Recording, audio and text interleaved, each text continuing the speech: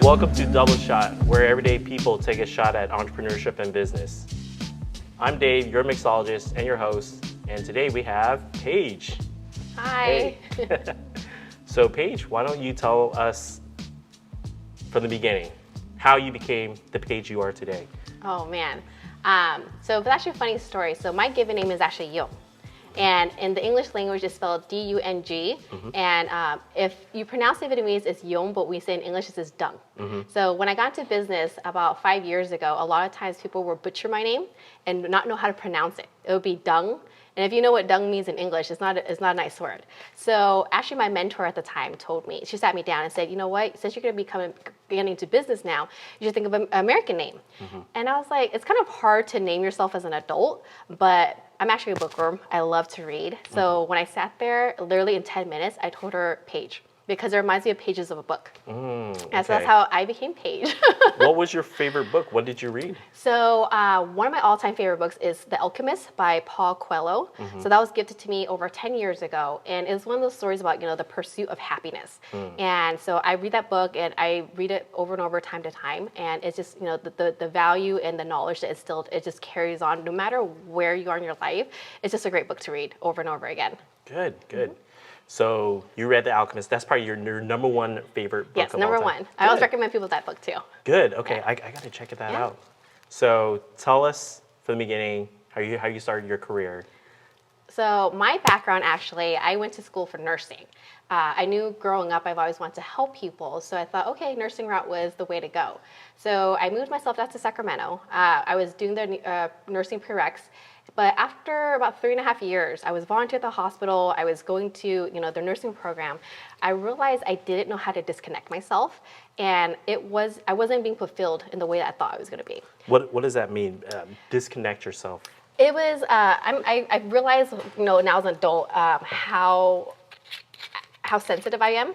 Okay. And, I commend people who can work in the healthcare industry, but I was just carrying a lot of, what I was seeing from the hospital home. And I was getting sad and depressed, and I was like, man, I don't know if I can do this as a career. So after 3.5 years, I actually decided that wasn't the route for me. Right. And then, maybe 6 months after, I reached out to a good friend who was in real estate. Right. And I kind of fell into it because I reached out to him saying, hey, I need help. I don't know what to do next. I thought I was going to do nursing, but that didn't work out. Mm-hmm. So what's next? So, we talked, and then he said, why don't you get into real estate? And I was like, no, that's not for me. It was totally out of my realm. I was 23 years old. What am I going to do selling real estate? Right. But I remember at that time we had a conversation. He says, I was watching the people around my age. It was there's where he was at. He was very successful. He was very driven. And there's, Is he still around? Is he still in real estate? He's still in real estate. Is he still in Sacramento? No, he's here. So we're both originally from the Bay Area, okay. But he moved out right out of high school. Mm-hmm. So we connected, and he became kind of my mentor because I started seeing the life he was living. And, the freedom he had and, all these things. I was like, man, that actually, looks kind of appealing. Okay. So I kind of just latched onto him and seeing, how he was growing as a person because he was very similar to me. We both surprisingly did not like to talk to people. We were very quiet, very reserved. Mm-hmm. But seeing him come out of his shell, mm-hmm. I was just so inspired. I was like, man, we both came from the same place, right. But you are this totally different version of yourself. So I was like, okay, if you can do it, I can do it. Good. Yeah. So starting from working in the healthcare mm-hmm. and then moving over to real estate, you think that were you emphatic? Do you feel like you have that feeling of feeling how other people are feeling? Do you think that bringing that to real estate? Do you think that's an advantage? It did, yeah, because I think overall, because where I am now is a lot of customer service, mm-hmm. but at the same time, it's also relationship building. Right. And with anything with healthcare, it taught me patience. And patience is... Wait, you're saying literally the word patience, patience. Patience, yeah. Patience, okay. Yeah, so it literally taught me patience. And bringing that into business, especially in real estate, you have to have a lot of patience mm-hmm. because you're dealing with a lot of people's emotions. Right. And, this is the biggest... Oh, cheers. Thank you. All right, go. But that's how we do it. You're dealing with people's... This is a big milestone in their lives. Right. So a lot of emotions are involved. So carrying on with what I did in healthcare, mm-hmm. To work in real estate and business, it actually, taught me a lot of patience and learning how to communicate and just really be present with people. Okay. Because I don't see any introvertedness. I don't see any, shy, whatever. What happened? It's funny because actually in grade school, actually, and I think it was fourth grade, I always know how to speak English. I came here when I was 3, but I was so quiet that the teacher assumed I did not know how to speak English. So she put me in ESL. But in ESL, when I was doing all my book reports and all my homework, she was like, "This is perfect. Like how Right. I'm like, I speak English. I just don't want to talk to you." But I think over the years, when being in healthcare, we're more, it's a different scene. But when I got into real estate, and like I said, channeling, my best friend and channeling successful people in real estate, they are very, articulate. They are very outspoken. They are people, they're just a different version of themselves. So in order for me to be successful or make it in this business, I started thinking, okay, I have to grow and be this version of myself. So the person that I was before, very quiet, very reserved, that's only I'm limiting myself. So I had to channel the person that I want to be, and that was learning how to communicate, learning how to be, get out of my comfort zone. So when people see me now compared to like 5 years ago, two different people. So do you still have any introvertedness I do. tendencies? Yes. Yeah, so I Yep. guess you go home, do you Absolutely. Okay. Like a lot of people are actually surprised. I actually do solo trips every year. okay, so where did you go this year? So this past December, I actually did a 2-week solo trip to Budapest, Amsterdam, Copenhagen, Yeah. and Prague. Okay. So every year actually December, because it's a little bit slower for us, I take a 2-week solo trip, and a lot of people are very surprised because they are, a lot of people solo travel is either hit or miss with people, but I realized as an adult, what we need to recharge and reset, and a lot of the times that's just being by yourself. And like I remember just here, with events and just when your schedule's so demanding, I would sit in my car by myself just to for 30 minutes, just to kind of just recharge and just be by myself. And because you're around people all the time. So for me is learning what I need to do to be able to work at my highest self, and that was to be alone after anything. So what was your plan this year? I know this whole COVID thing, but I know. Well, what was your intended plan? I know, because usually around this time, I'm already planning my next solo trip. So Yeah. now with no one's letting Americans in, Right. I'm now looking at road trips or glamping somewhere, but still definitely doing a trip. It's just gonna be a little bit different this year. Have you camped before? I have, yeah. Okay. Actually backpacked. You were surprised. I actually backpacked. Okay. Yeah, so I've done, one of my really close friends, we backpacked Ecuador last year. Okay. The year before that, we did Panama and Colombia. International. Have you International. done Patagonia? Not yet, but that is on my Peru? list. Okay. Wow. Okay. Yeah. International person. Okay. Yeah. So definitely one of those things where with COVID and everything now, just kind of steering a different direction, but still planning and just switching a little bit the gears, but still in the works. Cool. Ready to make a cocktail? Let's do it. Okay, so we are going to make a rendition of a champagne, I guess Bellini, but Okay. we're going to use some taste that I'm not going to tell you yet. Okay. But you've already tried the Lychee? lychee. Yes, the vodka. That was very tasty. Very nice. Okay. Okay, so now what we're going to do is I'm going to have you taste side by side this other cocktail. Okay. And the lychee as well. Okay. And then just kind of try describing the flavors and stuff. Okay. Okay, Got it. so this is kind of like a trust exercise. So you have to kind of blindfold yourself and stuff. Okay. And then I'll pour you 2 different drinks. Okay. How about that? Okay, so Sounds why good. don't you put on your blindfold first? Okay. And I'm gonna pour you 2 different drinks. All right. Okay. Can't see. Just Nope. probably see shadows. Just shadows. Okay. It's good enough. So this is this. And this is this. And I'll describe about it later. Okay. All right.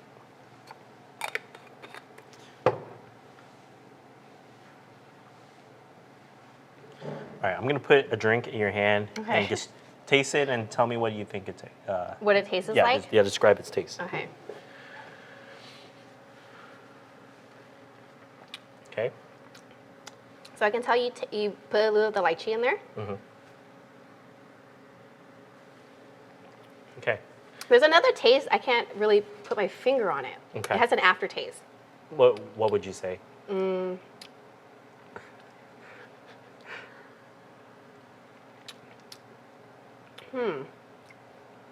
I I don't know. Okay. Definitely lychee in the beginning, but then Okay. after one, it's not strong. It was very subtle. Still very fruity, I would say. Fruity aftertaste, you say? Fruity aftertaste. Okay. I'm gonna give you this one. Okay. Try this one out. Actually, tell me about that one. Is that face nasty, or is that like It's different. Different. Okay. It's a little bit sweeter. Okay. Would you say it's also lychee, or would you say it's No, something different? I don't know. It's definitely stronger than the last one. Stronger. Yeah. Stronger. I want to say it has a little bit more of like a herbal. Herbal. Is Good. it bitter or something? Good. Okay. You can take off your Okay. blindfold. Good. Yeah, you have very good taste bud. So So what was it? it was Saint Germain. Oh. It's actually I guess you would herbal. Yes. Taste. It's elderflower liqueur. Okay. And whenever I drink this, I think of lychee. So that is why I've kind of put them back to back. So now people say that it tastes like elderflower, or is Elderflower. lychee taste? It's not, but it's its own thing. Oh. And you said it's less sweet or more sweet? This one was, I believe I said it was more sweet. More sweet. Yeah. Okay. Yeah, I never had that. Good. Or by itself. Yeah. This is it's an up and coming drink people use now in a lot of craft cocktails. So we're gonna make our Bellini. Do you kind of know what that is? Yes, it's like champagne. With champagne. Yes, Okay. exactly. Do you know how to open the champagne bottle? I do, but I don't want to do it. Oh, okay. Do you know what the sommelier? The way you open is you're not supposed to make a pop. Okay. Did you know that? No, I did not know that. It's supposed to be in this little cage, and it's supposed to catch it. Okay. And then you just kind of twist it out. I'm not the best, and I usually pop it anyways, and Okay. that's considered a fail. But do you know where the origin of when people started popping it came about then? Pop in, what do you mean? Like the popping in the cork? So basically, it's from, I guess the bubbles, they ferment it in here, Mm-hmm. and then when they put it in here, it's builds up the gas bubbles. So actually, if you just take off the foil and leave it here overnight, depending on the temperature, this will pop by itself Oh yeah, I've seen that. due to pressure. I've seen that, yeah. Yes, so that's why they have the foil and they have the cage. Yeah. And this does, it's a hazard because it can hit people's Yeah, eye. yeah. But let me see if I can do this with the puff. Oh, you're scared? Okay. No, the only thing I'm not, everybody's backing up. The only thing I don't want to do is to make a loud noise, and I usually do it. And that means it's a fail as a psalm. Oh really? Ooh. And then that's a fail. All right, so we are going to take that tincture right there. This one? Yes, put it right here. Put it right here for you. Okay. So now what we're going to do is we're going to take a hibiscus flower. Okay. And we're going to put it on the bottom right here. Let's put it bleed in the bottom. Okay. You want to kind of grab Sure. it. If you can't, you can use this metal tong. Okay. Let's see. Yeah, just go for it. There you go. Nice. Oh, it's beautiful, nice. right? Yeah.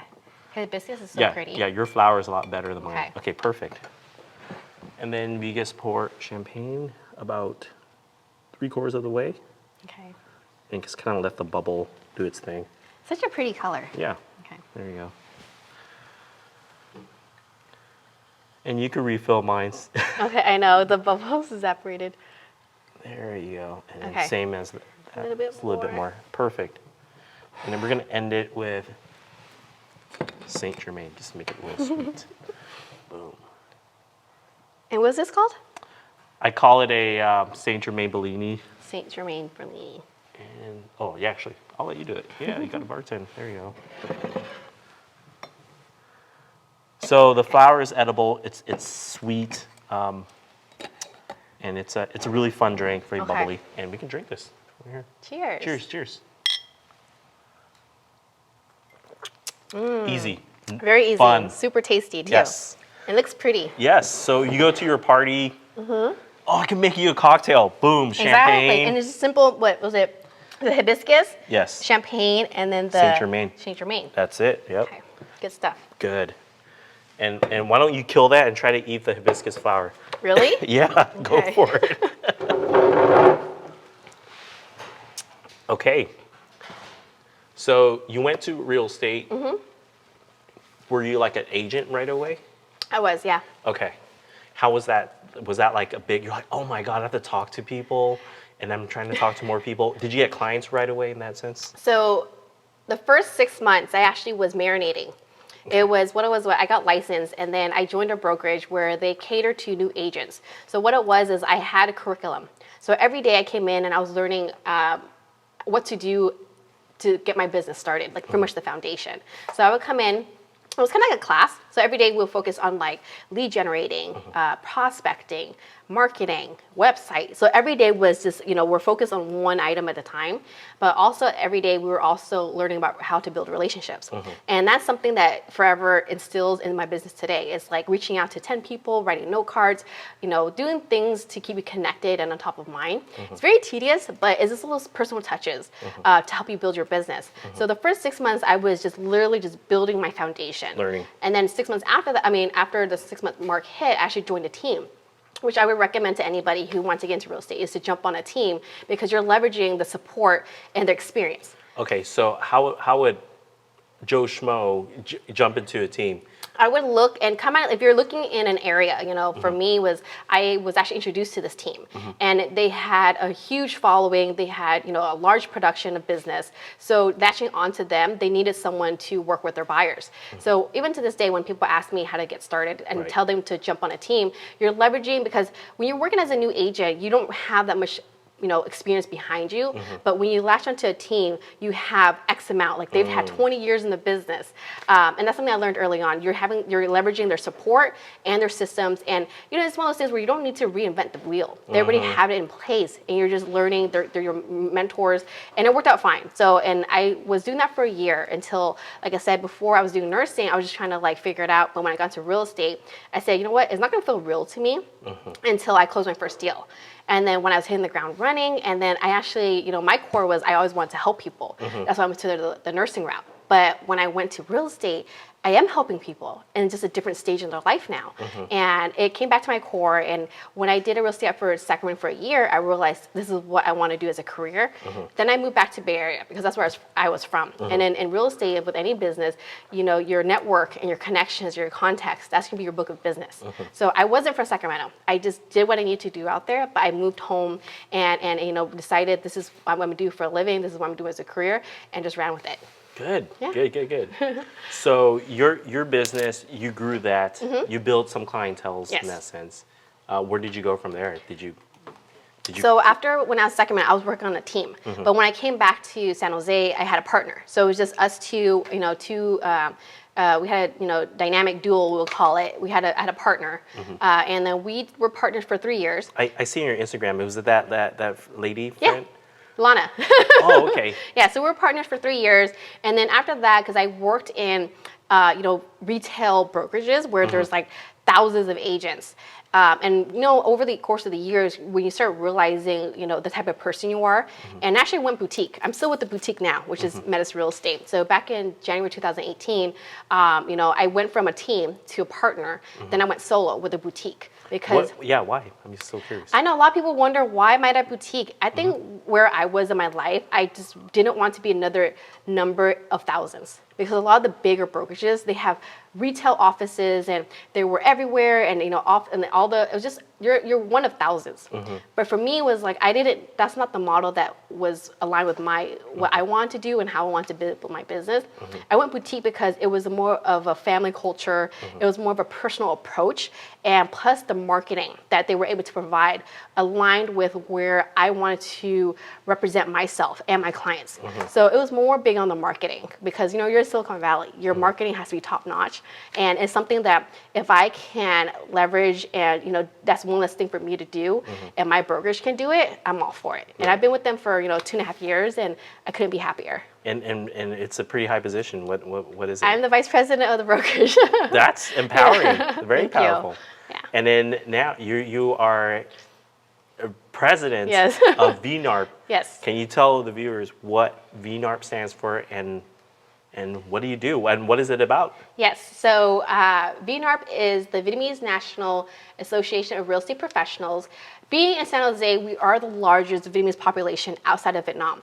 And being in a real estate nonprofit trade organization, there was no representation. We had the Asian, association, we had the Filipino association, Chinese association, but there was no Vietnamese. So the founding members got together and they formed this organization to have representation in our real estate communities. So I actually started out with them as a ghostwriter because they had just launched and they had seen me on social media, and writing was always something I loved doing. So they said, hey, why don't you come and join us and help us with the content and marketing. So again, this is the introvertedness. Introverted, yes. And I was fine with that. Yeah. I was like, I'm all for it if I can help in any way.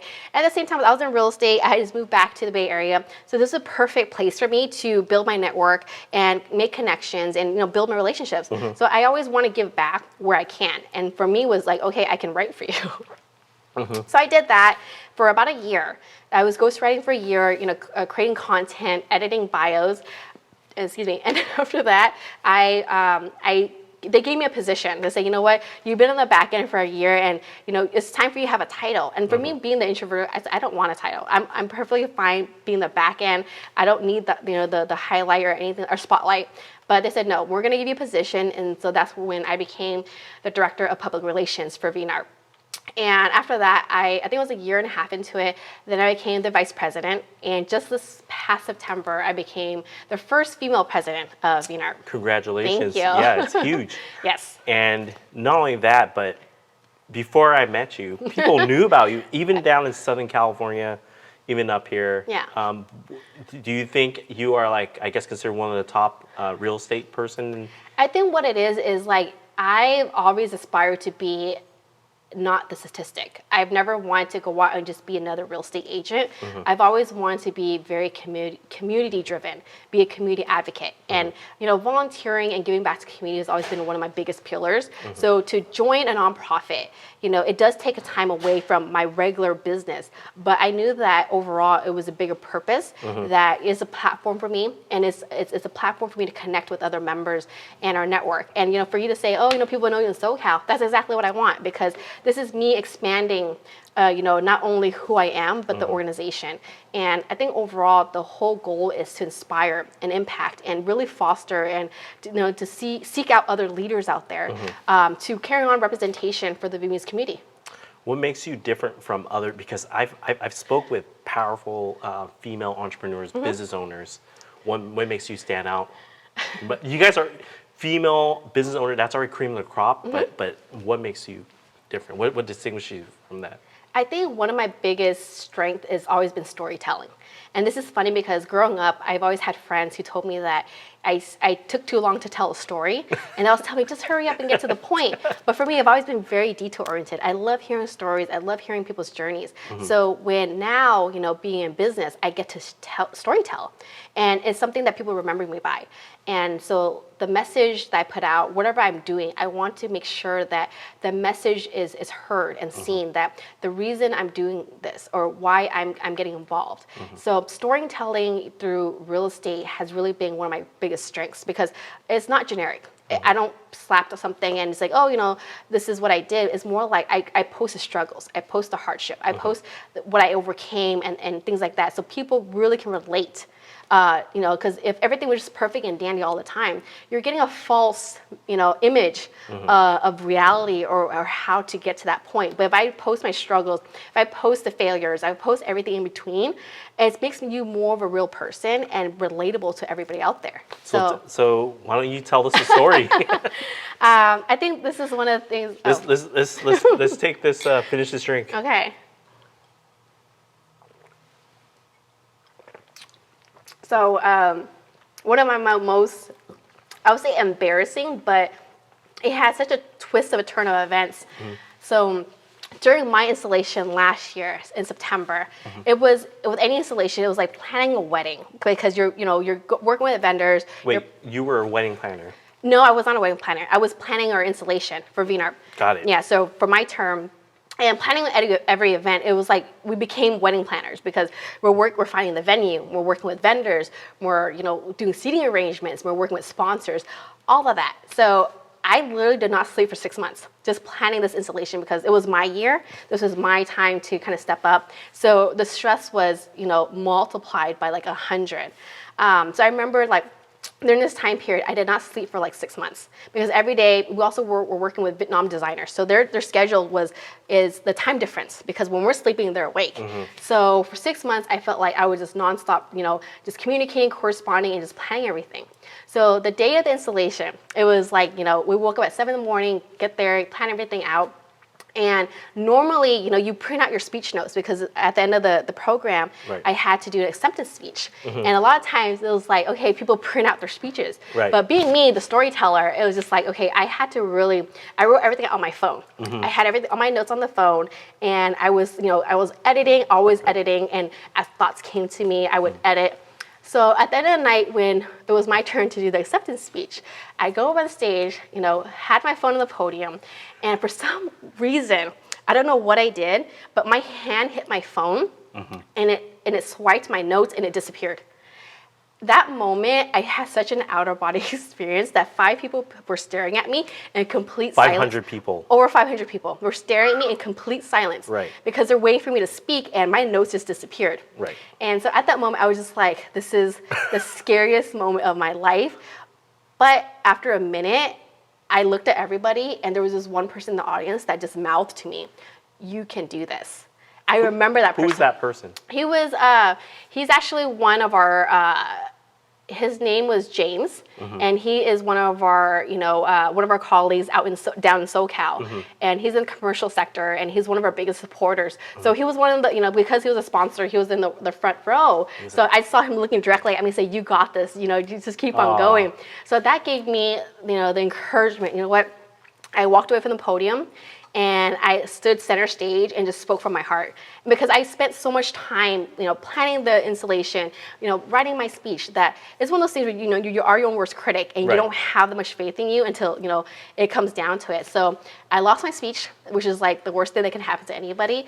But in that moment, I delivered the message that came from my heart, and talking about what I had planned for the coming year, and making sure I thank everybody that led us to that moment. And it was so well received that it shook me because I was so scared. But it was one of those things where life doesn't always go according to plan, but in that moment it just was panned out better than I expected. Isn't that crazy? It was. Yeah, I think that when you talk to audience, memorized speech doesn't connect as well as if it's from the heart. Yeah. Like you can need to connect really well. So I think that's what you did. And the thing is, like, we spend so much time planning things, and we Right. overthink the whole planning process. But I felt that moment, like, honestly, everything happened for a reason. Right. Like when I lost my speech, it was a good thing. Yeah. Because people told me, because when I was reading off my notes, it was like very, I was looking up and down. But when I lost the notes, I went center stage, took away from the podium, and said, okay, I'm just gonna wing this. And it just turned out way better than I expected. So that's one of my life experiences. You know what? Is just, you just roll with it. Good. All right. That deserves a cheers. Cheers. Why don't you try The elderberry? Yeah. I mean the hibiscus. Yeah, try that. Try that out. It is a mouthful. Okay. Take a bite. Sure. No, take the whole thing. There you go. Yes. Isn't that interesting? It's really interesting. You guys can get this at Bevmo, Total Wine, a couple other stores. Wild hibiscus. It's very good. Flower. It's really good. And it looks pretty. And, It does. And it's really cool. Yeah. Excellent. So tell us what VNARP, I mean, get more detail. Like, okay, so it's a Vietnamese group. What do you guys do exactly? So I think the whole purpose, especially being in San Jose with the largest Vietnamese population, our whole focus was to really empower real estate professionals worldwide. We've become the resource hub, which that means is anyone in the United States and beyond, if they needed a mortgage professional, a real estate professional, insurance, they all reached out to us because we have the connections, we have the network. So a lot of our times is referring business out. And not only that is we do a lot of educational seminars and workshops because we want to educate our members and community on how to raise higher standards in our business. Do you know what? It's kind of funny because I kind of connect with you in this sense because I'm usually in the back drinking. Yeah. So I guess that's kind of my introvertedness. Yes. And not only that, but when you guys had your last Zoom meeting, I was blanked out. Yeah. I was the guy with the green cocktail. I guess like I was like, I'll just watch you guys, Yeah. and I didn't want to talk because I remember what's his name, Evan. I Evan, believe. yes. He was like, oh, this guy's this, this guy Yeah. this, and then he just because obviously I didn't show my face or Yeah. that was just me. I just like being in the background. Yeah. So that's I've been there. yeah. So kind of saw that, but Yeah. but my first meeting, you went up and you have big stage presence. Oh, thank you. It was crazy. So it's like you're a natural. That's why I just find it kind of peculiar that Yeah. I'm like, oh yeah, she always has this. So. No, I did not always have this. Like anyone that grew up with me would know that I was always that very quiet person, very reserved, and you know, because I came from Vietnam at 3, I was very subconscious about how I pronounce things. So I didn't say a lot of things out loud. I didn't speak out loud. So you know, with my teachers assuming I didn't speak English, but when I got to business, I started looking at all the successful people and how they're so well spoken and articulate, and I say, you know what, that's the type of person I want to become one day. Good. So when people see me now, it's like, oh, you know, being able to be on camera and doing, you know, on Right. stage, I never saw this for myself. Good. But it's one of those things where if you want to succeed or you have, you know, certain goals in your life, you have to work towards being this different version of yourself and really stepping out of your comfort zone. And I've literally stepped out of my comfort zone so many times. So that's why if I can do it, you can do it type of mentality. Yeah. So I was gonna ask you. So a lot of people they're shy, introvert, and usually I try to push them, but then I push them so much that they like, hey, I don't want to talk to this guy again. So what is one of your tips for them to? I think what it is like, you know, I talk to a lot of people on the daily because everyone's like, you know, you inspire me or like, you know, I want to do this and that. And I tell them, whenever you're faced with a difficult decision or an easy decision, do pick one that challenges you or scares you the most. Because if you're always going on the safe side, if you're always doing, you know, what you've known or you're good at, that's all you're ever going to do. Isn't that crazy? It is. Yeah. But I've been like that. I was there, but only until one day I say, you know what, I need more. So when you want more, you're going to have to be uncomfortable. Because only when you're uncomfortable do you grow. So 2 years ago, I moderated my first panel. I was so scared. I actually looked on YouTube how to moderate a panel. And, you know, what was the panel about? So the panel was, you know, being real estate, it was like, have we skipped a real estate cycle? And we had, you know, some really big names on the panel, and these people were, you know, 30 years older than me or had 30 years of experience, you know, on me. But I came in just trying to be prepared, and I, you know, looked and looked ahead as like, how do you moderate a panel? And I actually started off with a joke. Great. What was the joke? Why don't you tell us It was the joke? funny because our founding president is Evan Nguyen. Okay. I know he's gonna be watching this. So one of the things was like, I remember starting off the introduction saying, hey, you know, if everything goes well, my name is Paige Nguyen, but if anything messes up, my name is Evan Nguyen. And everyone just laughed. That is very funny. Very, very subtle, but it really just broke the ice. And Yeah. And when I looked into it, moderating a panel was just like this. It was just having a conversation. Right. But before that, I was just overthinking it. And I was just so nervous and stressed. But when I was there in that moment, I had fun with it. And I was prepared. And really, it was just you know, everyone was just looking to you just to have a conversation and be that informative person. So I had a lot of fun. But it was very scary in the beginning. Isn't that funny? Because I think you said this earlier. You said you are your own worst enemy. Your own worst critic. Yeah, Yep. there you go. Yeah. That's really powerful. Yeah, so I'm so grateful for that experience because if it wasn't for, you know, the leadership team behind VNARP to push me in that position, if they had always, that's why I say that if you're always surrounding yourself with people who are comfortable or who are not pushing you, then you need a new group or new people to support you. But because I was, you know, within VNARP, they're like, we're gonna make you so uncomfortable and you're gonna run with this and you're gonna do great. And I'm like, no. But I was so scared. I couldn't sleep for weeks. But after that experience, I'm so grateful because of that, I've grown so much. And people say, you know, you're so articulate, you're so well spoken, you have on stage. I was like, it's because of that experience. If I didn't say yes to that, I would not be where I am today. Good, great. Ready to make our next cocktail? Yes, I'm ready. Okay, so you kind of told us you like the Sazerac. I like the Sazerac. Yeah. And so me bartending for at least 10 years now, I kind of tell people's personality based on what they drink. Okay, so what did you tell about me about the Sazerac? Oh man, Sazerac. Oh my God.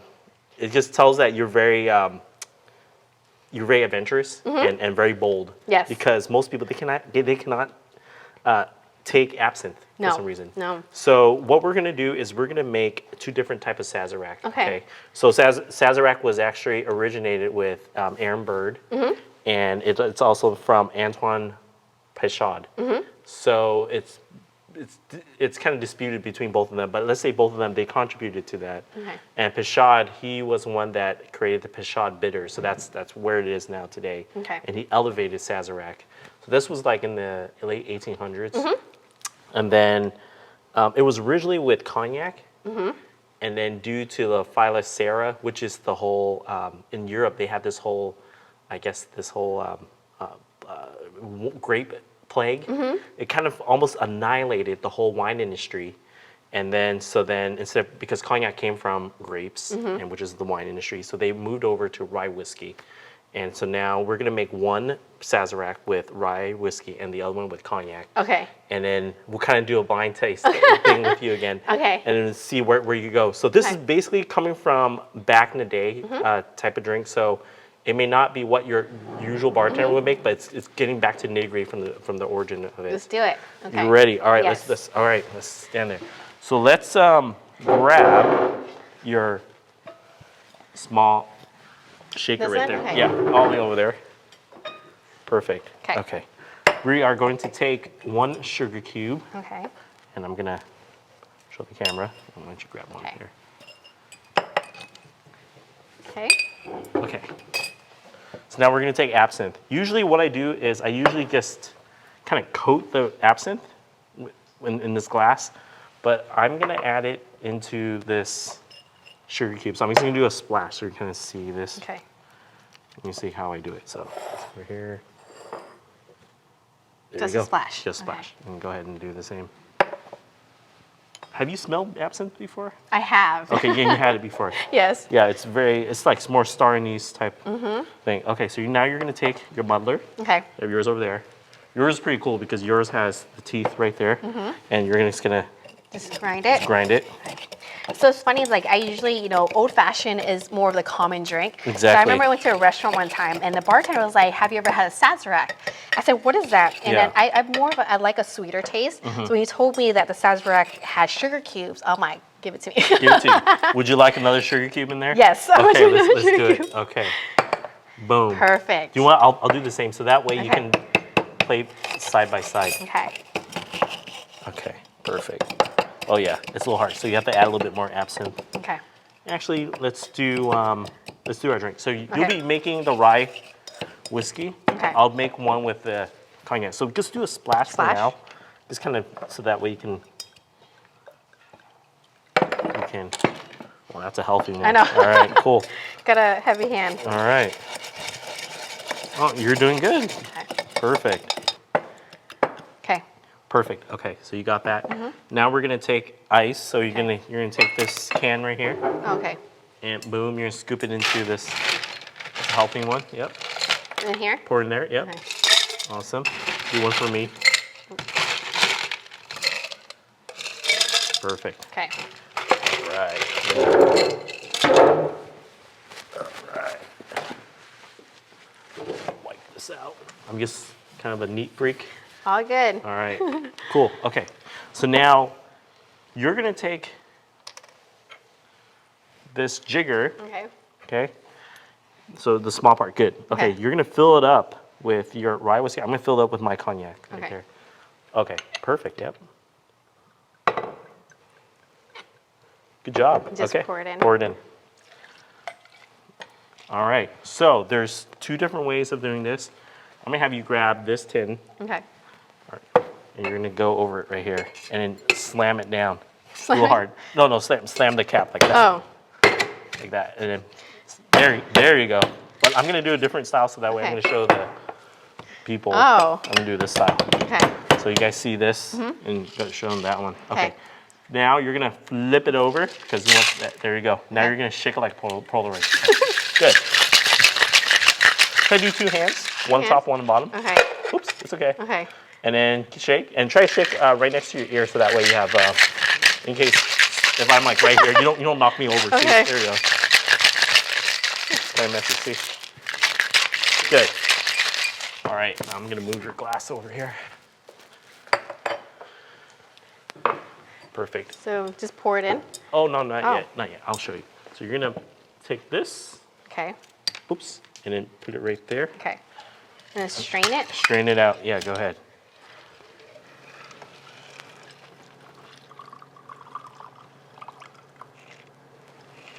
Good. All right, so this was the Sazerac. My cognac was the one that was made in the early 1800s, the original one. The more original, okay. And then due to Fire Sarah, they changed it to the rye whiskey.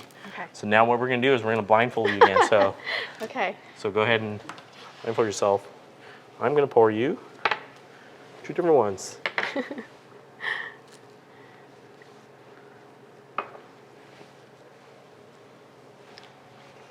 All right, which one should I do first, guys?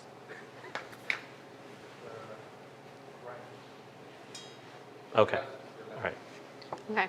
All right. So, try this. Okay. You can describe the taste, the flavor. So this one has more of an earthy tone. Okay. The aftertaste is still smooth, but it has like more of like an oak, I would say, aftertaste. Aftertaste. Okay. Good. Okay. And try this. And I can already guess which one you would like. So this one is stronger. This one's definitely stronger.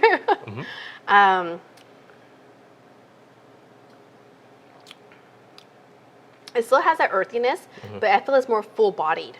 So it's it's much more stronger than the first one. Okay.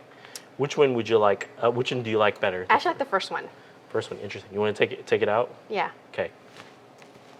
Good. So you actually like the one with the cognac, the real original one. Okay. And then the rye whiskey was the other one. Okay. I was betting on you liking Really? the rye whiskey, but I forgot the cognac. Yeah, it does have really good. It's more full-bodied. Yeah. So definitely. So this will be yours. Okay. And this will be mine. Good. Cheers. Cheers. Thank Cheers. you. Okay. So I have one more question before we get into the raffle. Okay. What's next for you? I think, being the face of such a large organization, I think one of my core values and something that I've always wanted to carry on was to really help foster young females who are looking into my position, or just bringing, fostering the future leaders. I've always had a huge passion for at-risk youth.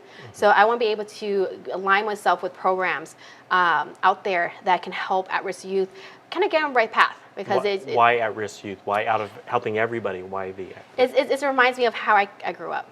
So I came up from these type of neighborhoods, and and seeing if I didn't have the right mentorship or the right people on my side, I wouldn't know where I would have ended up. So being where I am now was played largely because of people who looked after me. So that's why I want to give back to at-risk youth, because I always say that when we invest in our youth, we're investing in the future of our communities. So to giving them the right opportunities, resources, and guidance for them to be successful, despite where they came from. Right. So you came from an upbringing probably at-risk youth. Yep, you would East say? Side San Jose. East Side. Okay.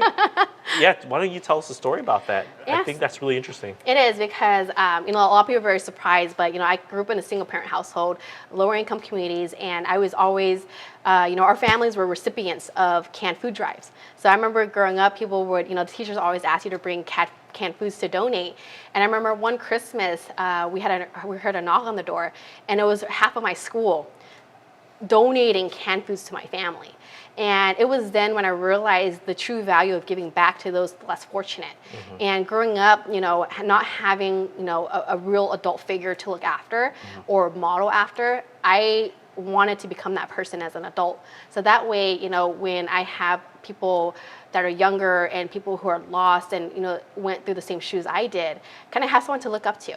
So me growing up, not having a role model, I learned to be the type of person that someone can look after and be a role model and example.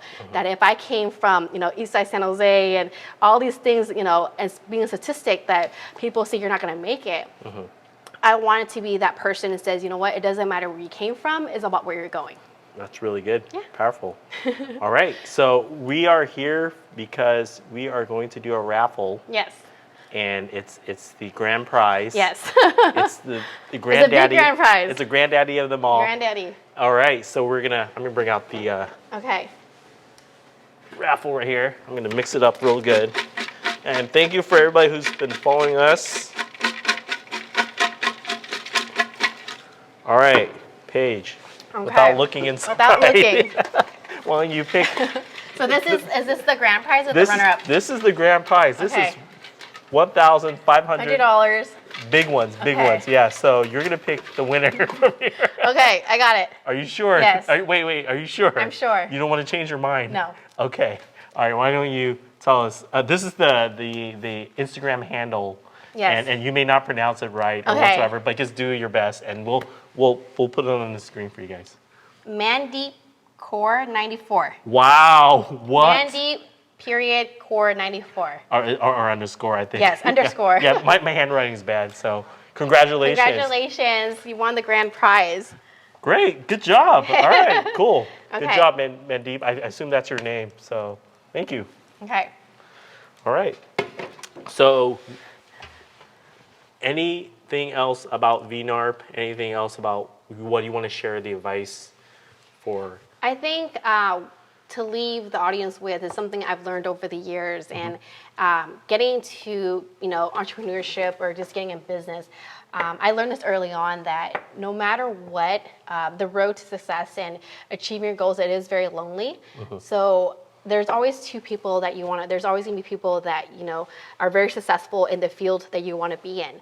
And there's going to be a lot of people that are, they're going to be very toxic or negative. How can you distinguish between them? What worked for me was, I looked after people that were where I wanted to be. They lived a life that I wanted to achieve one day. So I would ask them, or channel after them, or have conversations, or be around them, because that's where I wanted to be. Versus, things that were not aligned with my core values, that I decided to kind of really be selective on where I spend my time and energy. So there's a quote, I don't know word for word, but it's like there's two lines. There's one that is drains you and is very toxic and is not where you want to be, but there's one that feeds you and energizes you, and it's one thing that drives you. And for me, getting into real estate was like I saw people that are very successful in this business, and they were living the life that I wanted to one day. So I would steer more towards them because this is who I want to become, versus people that were holding me back or didn't really see what I was capable of. So I was like, you know what, I'm going to steer towards this way because I'm thinking about the future. I'm thinking about where I wanted to go versus where I was before. So if any business advice is always to align yourself with people that are very like-minded, who can relate to you and help you get to where you want to be. It's always about building relationships, getting connected, and putting yourself out there. I mean, I can speak for myself that I was not someone that would get in front of a camera or talk or be outspoken. But I realized that when I stepped out of my comfort zone, it just opened this huge window of opportunity. And I've had so many relationships and contacts that I've never would have imagined. And it's because I accepted it and I embraced the challenges and I embraced the opportunities presented to me. So if anyone is listening, is accept challenges and do what you're scared of, because it's only the way you can grow. Good. Awesome. So we're gonna end this show with a double shot. Double That's why it's called Double Shot with Dave. Okay. All right. So we're gonna take 2 shots back to back. Back to back. You ready for this? Of Yes. course you are. Let's go. You're from East San Jose. It sounds like gotta put on for my city. Okay. All right. Cheers. Cheers.